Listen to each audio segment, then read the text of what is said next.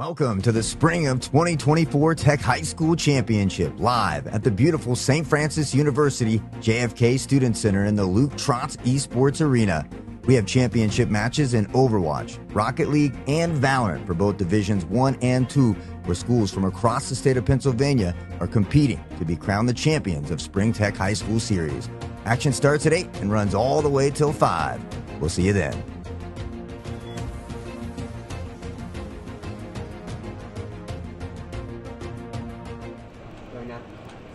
Hey, yo, what it do? It's your boy Q, and welcome to the John F. Kennedy Student Center here at St. Francis University. It's home of the Luke Trotz Esports Arena, and today we've got our Tech High School Spring Championship. It's going to be a banger. We've got 6 champions to crown across 3 separate titles. Of course, that sounds like a pretty heavy day. That's too much for me. I got some homies with me today, man. We've got my boy Hot Sauce. We've got my brother from another Mama Llama.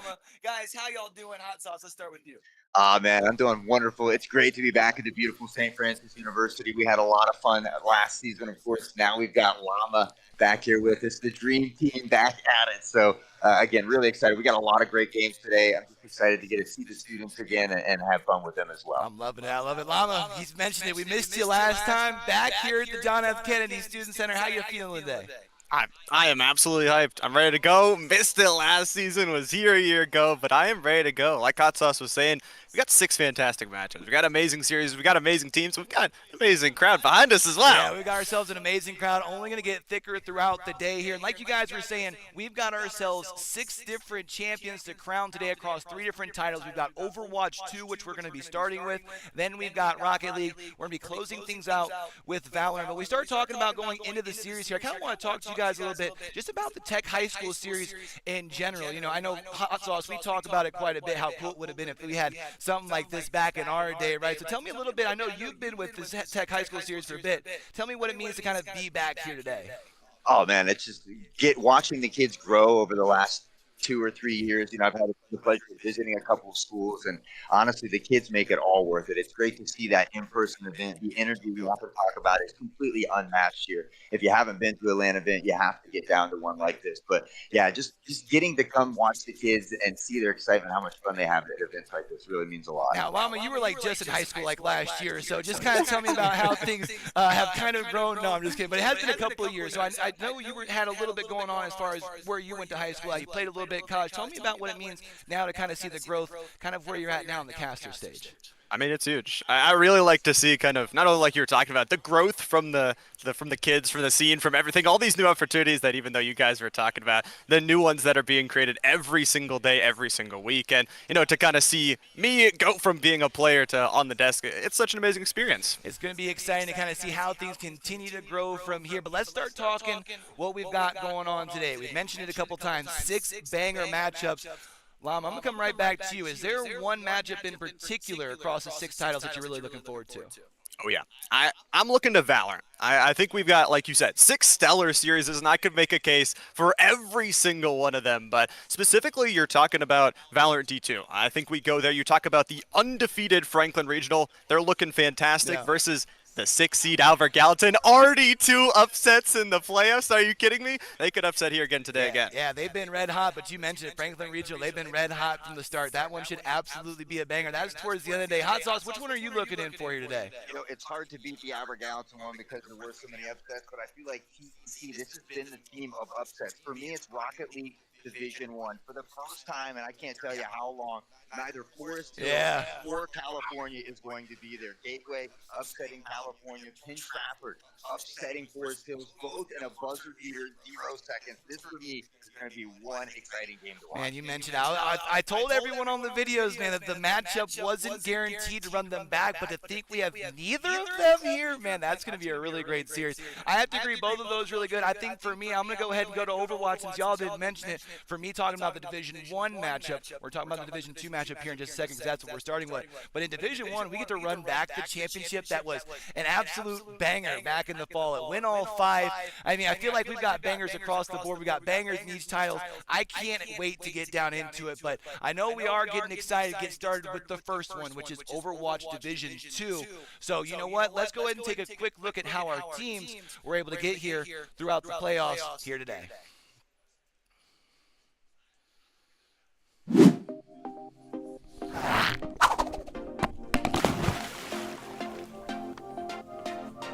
What is up, everyone? Here for you guys, I'm Lord Thethan, your Overwatch colorcaster for TEC High School Series Overwatch Divisions 1 and 2. And for the last time this season, I'm here to walk you guys through the TEC's top plays of the season for Spring 2024.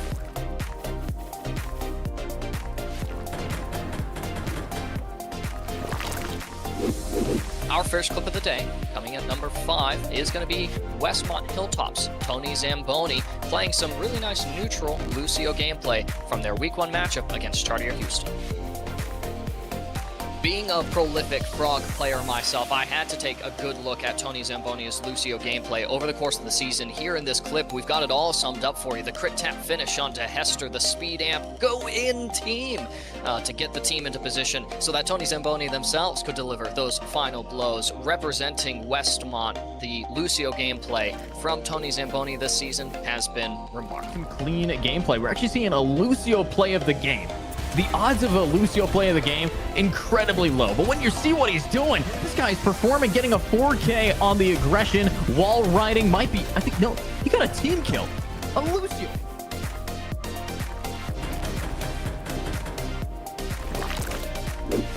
At number 4 for the season, we have the stars aligning for Chartier Houston's Coltion, playing Reinhardt in their Week 8 matchup against Moshannon Valley. It's every Reinhardt player's greatest dream and all of his enemies' worst nightmares. Coltion is able to open up this clip with a pin off screen onto MV Esports 3 and then promptly goes for the pin. Heroic plays onto MV Esports 2, which knocks off both supports for the Moshannon Valley Gaming Knights. For Chartier Houston's Coltion, it's a dream come true, but also a massive play for them this season. You do not focus them. They are a menace to kill, but we eat our words as Tracer gets one onto Lava, but the Reinhardt gets one onto the Reaper as they're just charging people off the map. And that's going to be 2 charge kills. That's 2 pin, 1 by pin, 1 by off the map from Coltion.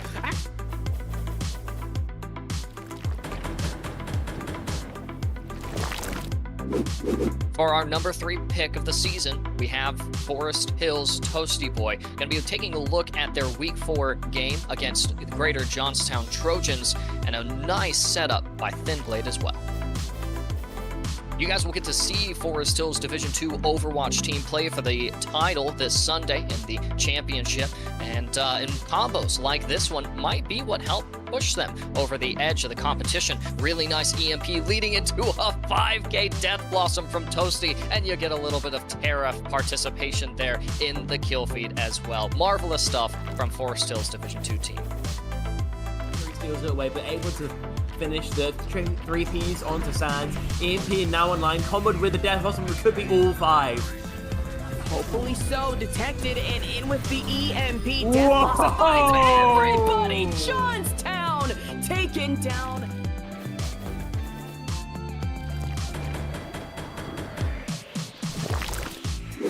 Our penultimate clip will be coming from the 4th week of the season, where Forest Hills and Boyertown had a spectacular encounter resolved fairly quickly, courtesy of death. I'll be the one to say it. Starting a series on Nepal Sanctum is tough, but not if you are Death from Boyertown. Nepal Sanctum is a wonderful arena for you to get 1, 2, 3, and 4 punches off the ledge, get a little bit of a celebratory tactical crouch, and then finish off the play with a team kill leading into a round 1 for Boyertown. Great look from them in the 4th week of the season.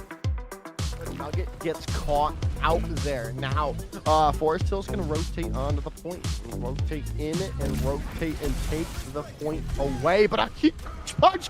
Death. Oh, what a punch from Death. Oh my goodness, what a play. Death just denies everything. And true to their name, brings death to Forest Hills.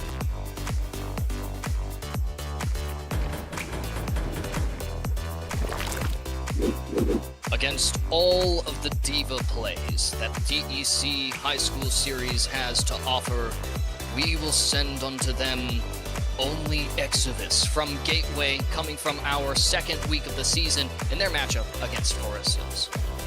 I mean, this clip has it all. In a matchup that was honestly getting a little bit weird for me that day. Exodus was able to shine with a melee finish onto Bloodhound as they popped out of the mech, self-destructing in the background to get Oliver out of the fight, and then getting the Boomba stomp, double kill. That's exactly what you want to see from the big diva plays that win you series. 4 goes down, Toasty Boy with the tactical visor to save everything perhaps. Self-destruct has been built up. They've got to stay on point, and Oliver cannot. And they're Gateway? Oh my goodness, Exuvius comes in clutch, killing 4 in the end. Gateway takes the map and the series in a 2-0 fashion. For the last time this season, that is the Spring 2024 TEC High School Series for Division 1 and 2. I've been Lord Thiethan, your Overwatch color caster, and this has been our TEC top plays of the season. You guys can go back and check out our playlist of all the previous top 5 plays. It was really hard to pick out just 5 from the incredible massive talent that we have concentrated in the kids who play for these schools' teams. We're looking forward to seeing you guys in the fall 2024 season as well. So make sure you're not going anywhere, that you tune in this Sunday for the Grand Championship of the TEC High School Spring season. Then make sure to follow us on Twitter, Twitch, and all of our other platforms to make sure that you're staying up to date with all of the titles that we'll be able to bring you guys. Closing out for the last time this season, thank you guys so much for watching. Have a wonderful rest of the day. Be good to each other, and we'll see you in the fall.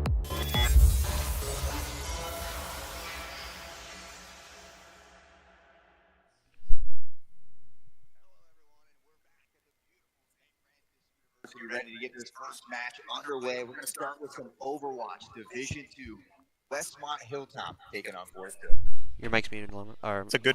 It's a really good matchup. I mean, you're talking about a 1 seed versus a 2 seed meeting in the regular season, and actually Forest Hills was able to take the matchup a little bit earlier. But this is a really good battle to start us off. You're talking about 2 teams that are not only notable, but I mean, Forest Hills is trying to add that 7th trophy to the trophy case. Yeah, they have a plethora. They're going to need a new case here eventually, but you know, both of these teams 9-1, 8-1 respectively. They've been playing incredibly well throughout the regular season. Seems to only quicken the pace here in the playoffs as well. So I'm looking forward to this. I know a lot of times we see Westmont with a little more of that Brawley comp, Monkey working with that Lucio or that Rico as well. So I expect to see some of those similar comps that we've seen throughout the regular season. I'm excited to see the compositions they bring. We do have our map pool up and ready to go. We got 5 maps as a possibility here for our series of best of 5. And I mean, how amazing would it be, Hot Sauce, if we could start out the day going the full distance, all 5 maps? Yeah, you know, I feel like we hardly ever get to see that push map. So, of course, we're starting out on Ilios, heading to Gibraltar after that. A couple staple maps that we're very used to, and maps that I genuinely enjoy watching as well. So. Excited for those first 2. Surabasa, I'm a little torn on Flashpoint, but you know, it's good to kind of mix up the ebb and flow and the change of pace of things. Nubani, a hybrid map, and then off with Esperanza.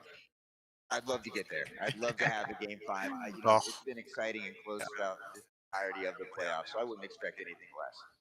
I mean, these 2 teams, they've been at the top, and they're hoping to stay there as well. I think importantly, like you said, it's definitely possible. We go more maps, and honestly, for the players, they probably want to get it done as soon as possible. They'd love to take home that trophy if they could. But you're talking about as well for Forest Hills, even though they were a win behind at the end of the regular season, they actually beat Westmont Hilltop earlier in Week 7. So maybe they can bring that momentum, take what they learned from that one into this matchup. Yeah, that's why I think this one's going to be that much closer as well, just because they have had a little bit. It was kind of in the middle of the season, but I think everybody has fine-tuned those skills. They're in that playoff mode now in the championship day, so I think they came prepared. I think it's going to be fun. I think it is going to be an absolutely good one here. Of course, we've got a best of 5. We've also got a 3rd member of our team. Your boy Q is actually standing down there waiting, and I think he's got to tone in on where the hype is right now. Oh, I gotta tell you, boys, I'm telling you what, these players are ready to rock and roll. You mentioned it, the number 1 versus the number 2 seed. And you know what, Llama? It has all come down to this. It's Championship Sunday, and our heroes have battled it out through almost 3 months of play. for this. A chance to cement themselves a place in Tech high school history. On one side, you do have the Rangers, a team that has lost just one series all spring long. But on the other side, Llama, you talked about it. You have the Hilltoppers who have gotten a chance to look for a little bit of redemption against the one squad that prevented them from having a perfect split. It's the number 1 seed versus the number 2 seed. It's Westmont Hilltop versus Forest Hills. And boys, there's no more time to talk about it. It's time to be about it. Let's get it.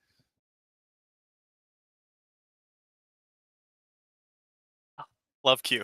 Love the energy. He's got the pulse. He's got it ready to go. And we are getting ready to go into map number 1. Starting out the day, the first series of the day, Westmont Hilltop versus Forest Hills. Here we go. Yeah, Bloodhound on that Echo, always charging that all incredibly quick. Jackish on the road hog, looking to find those here early. Tony on the Genji as well. They're going to meet above the point here. Mercy on the other side as well there with Echo up in the air now. Finally bringing that damage. Tony is Zamboni into Bloodhound. I think this is really interesting to see. We got the double Echo, but the hook out of the sky. Jackish has got the Echo, takes him down to the no-fly zone here, and already this point is unlocked, but nobody wants to go there. Again, Paxi and Bloodhound both had used Echo really well at the end of the season in those playoffs, really getting use of the ultimate in full value, but it is going to be Westmont Hilltop taking the point here first. Yeah, it's nice when you can get that first point, because even if there is a contention, you're able to build that first point up while fighting with it. Close to going up top. Yango trying to pepper into the damage here as well, and thanks to the count back onto that super there, trying to get up front, has the ability to mitigate so much damage. Those people taking too much will have to back off the safety. And Tony Zamboni already switching to that. Already switching it on up, looking for a little bit more consistent damage. You're seeing the first res come through from Werewolves. One of the players I noted down in my paper that could be very important. We saw those reses again be absolutely critical in the playoffs, but you're seeing the target acquisition. Westmont Hilltop are targeting the aerial targets first, and then there's no damage, no res, and really hard for Forest Hills to fight on back. They're building up those ultimates though, and things are about to get exciting. I'm loving the mirror match here on the Echo as well. It's not strong enough to get it to that max. They charge that all Bloodhound, 4% behind as well, but up top, raining down that damage as well. Remember, it's taking a lot of stuff here. The man goes down for a little bit of time. Carol, they play there as well.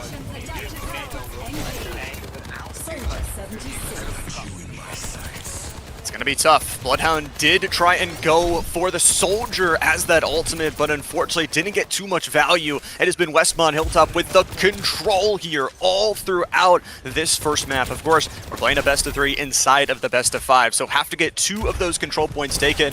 Westmont Hilltop has come prepared. They're really focusing down those aerial targets, and then like you mentioned, being able to take down the tank at the right moment. Toasty Boy's going to try and pop the overclock here, but all that cover inside the point makes it so hard to hit those alternative shots. Yeah, both Paxi and Tony already above 3k damage here as well. They're just doing a good job of using the verticality here, taking the high ground, finding ways to chip away. We talked about that target acquisition as well. This time, it's Bloodhound. Echo on Echo action.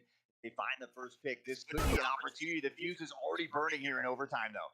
Oh, the overtime fuse already dipping down here, and Bloodhound is going to fall as well. Moose is going to do what they can. Werewolves is going to pop the Valkyrie to try and go on forward, but they have no ultimates. Forest Hills, the overtime timer, slowly dipping down as well. They've got the tank, though, and try for the fight, but it's a hole from Jackish, sending everybody out, everybody off, and Westmont Hilltop with the first round win.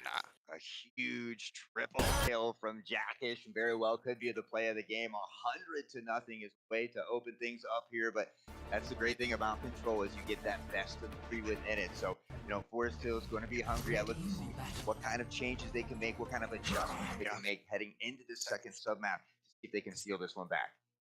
We'll have to try and battle back. Of course, things not over. We've got a best of 5, so much Overwatch still left to be played. But again, talking about doing your homework, Westmont Hilltop must have watched the previous playoff game and saw exactly what we saw. Target the Echo, target the Mercy, and then once they have the res and that Bloodhound out of the sky, it is going to be hard to fight on back. But of course, anything can happen here. We've still got another round in our first map.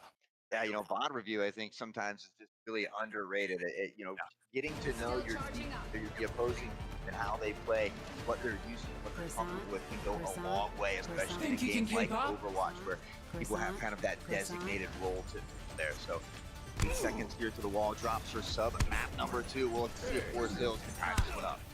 And this is the most exciting sub map, especially because Jackish is on that Roadhog. If you don't know, well, you'll see here in a second. Of course, it is going to be a couple of change-ups. Bloodhound going back to the Soldier and deciding need a little bit more consistent source of damage. And Night Fury, you talk about switching to the Junkrat. So much damage in the kit as well. We'll see if they can pilot it well as they hop on in towards the pit. Night Fury has done really well on in the past here as well. So we're going to go with that. Zamboni on capacity up top. And we're getting those shots again. Always finding ways to do damage without taking as much of it. Kind of making it a little bit easier on that support role as well.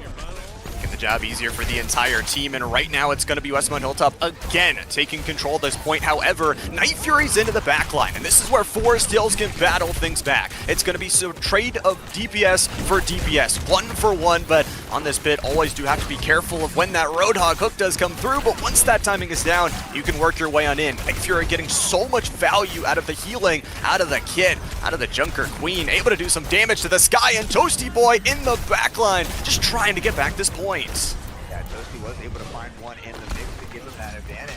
Somehow, it's Westmont, again, with that early point acquisition here, already 30% on the deck. That Death a little bit away here. Unfortunately, he might not be able to use it. With on the way side, well, has the coalescence here as well. Night Fury just a bit away from the all, but they're going to have to here and make sure that they don't stagger into the And do not want to walk in one by one, especially like we said, with it already being up to 50% and Westmont Hilltop already having that first round under their belt. They only need to win one more to take this first map in the best of 5. But a couple of ultimates available. You talk about that Coalescence, but specifically that Death Blossom could be huge here from Toasty Boy. Has to find the back line. I'm also looking at Night Fury here. Is going to be denied of that tank though early, and no ultimate to take this team fight as well. Yeah, Monkey Jackish with the hook down the hole as well. And I'm kind of surprised that we maybe don't see Arissa here. Yeah. This is another one that can find those boots into the hole. Lucio, we see Tariff on that Lucio now, so certainly could get some value of that. Both of these teams have 3 ultimates on deck, ready to flash.